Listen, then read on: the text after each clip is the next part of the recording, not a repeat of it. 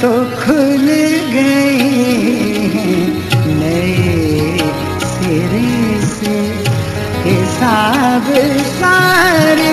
ये साल बहुत खास है क्योंकि फैज साहब की ये 100 साला जश्न विलादत है।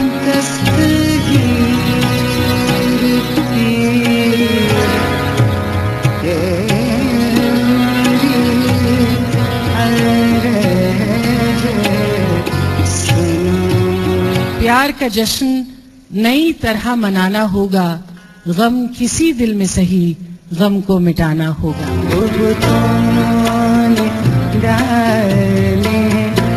बस के दिनों से गया।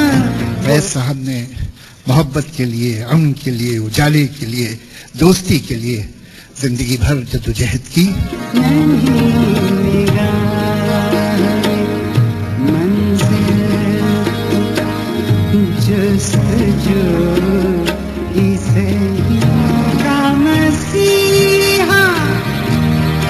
कोई नहीं प्यास लगाए बैठे हम देखेंगे, लाजिम है कि हम भी देखेंगे, हम देखेंगे।